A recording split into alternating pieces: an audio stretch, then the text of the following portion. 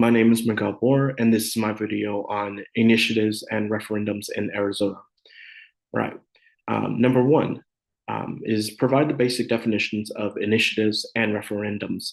The initiative definition is a process that enables citizens to bypass their state legislators by placing proposed statutes and, in some states, constitutional amendments on the ballot.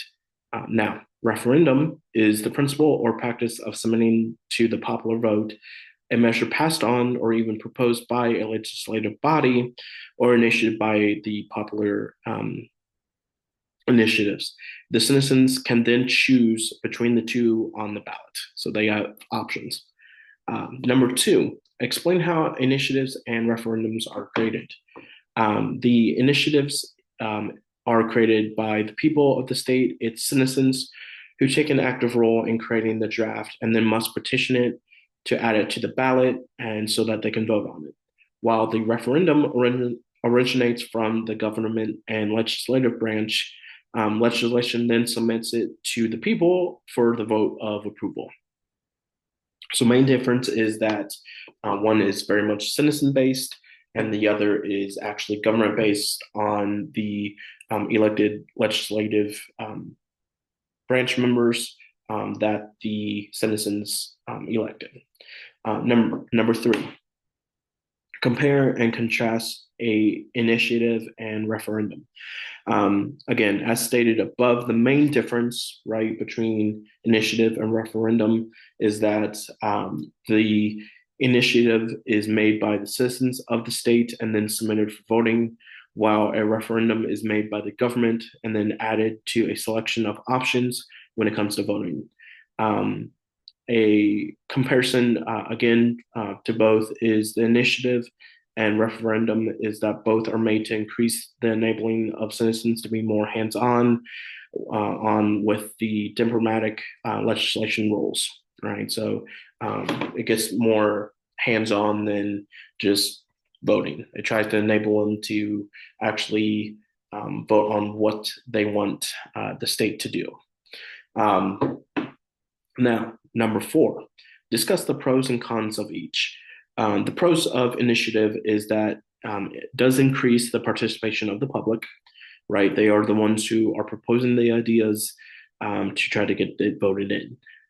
It does reduce the flaws in the representation system. So it there again streamlines it and doesn't make it as hard to have flaws.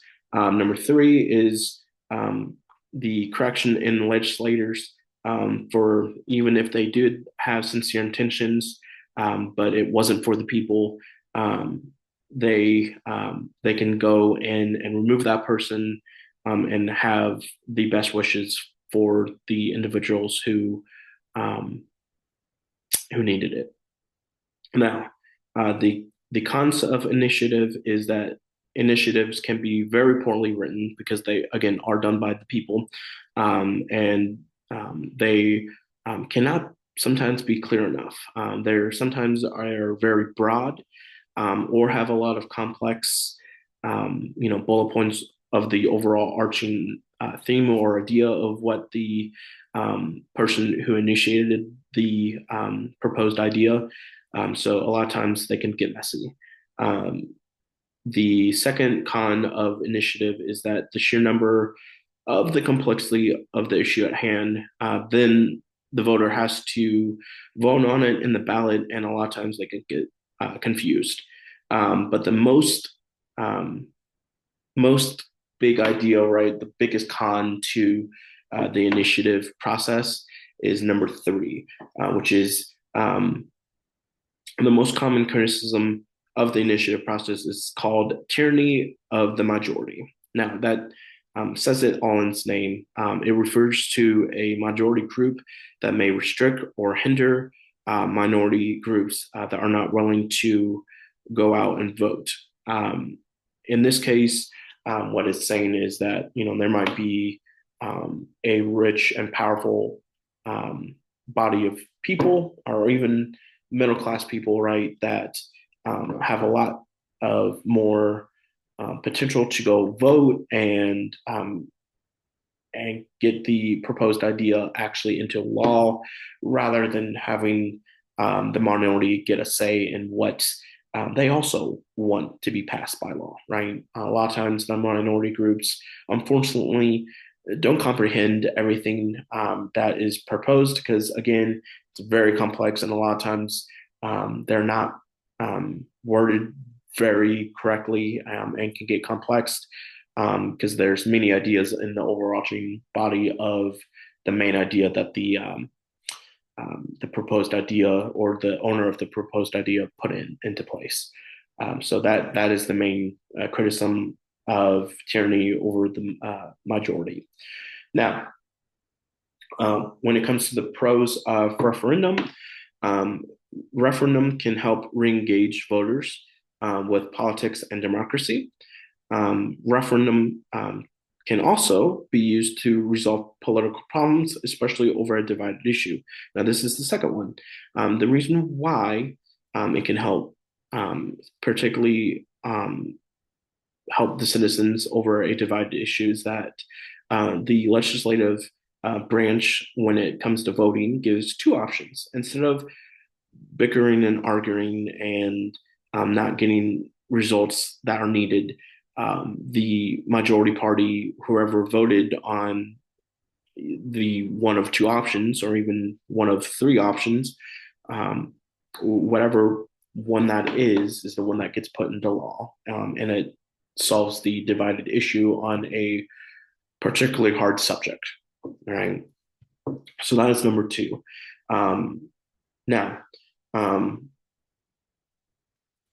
the referendum also allows the citizens to choose the policy that they want and stop with the policies they don't want implemented. So that is the last con or last pro of the referendum.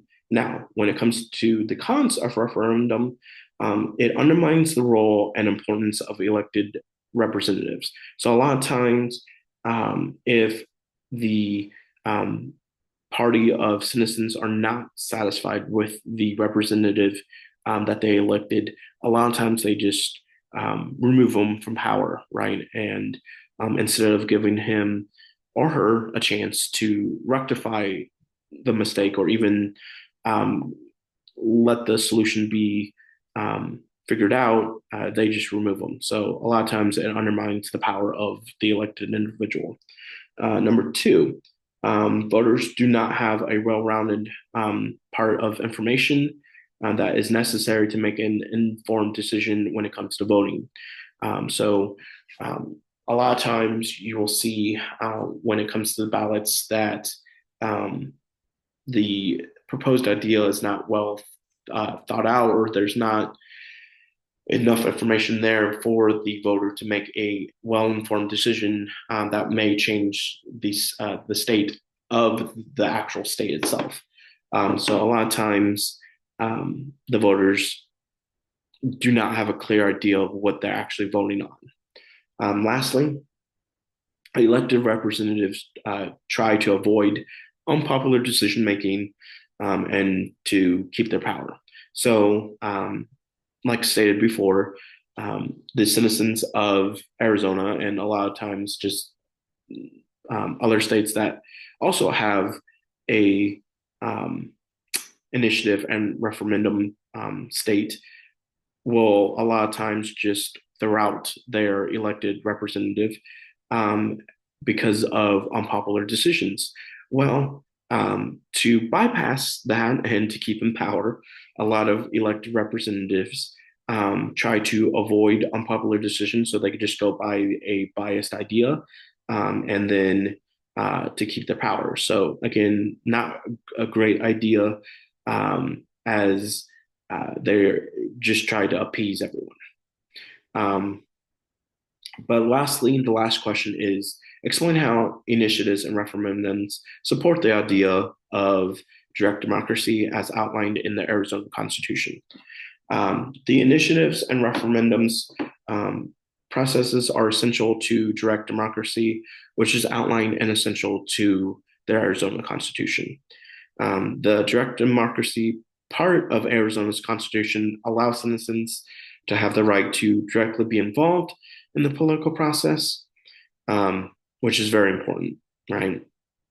Direct democracy also outlines and states per initiatives and referendums that citizens create or amend or can even overturn laws that were created and passed by state legislators that were elected.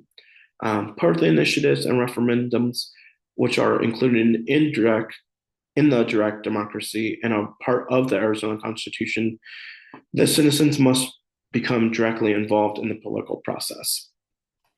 So, overall, the main part of the Arizona Constitution is direct democracy, which is a big component in initiatives and referendums. So, if you take out the initiatives and referendums, it is not, again, part of direct democracy, and in turn, the Arizona Constitution. So it's a very critical role in Arizona's constitution, and then overall at the state itself, right? So, but that was the last question. Um, Again, this is Miguel Bor on the initiatives and referendum in Arizona.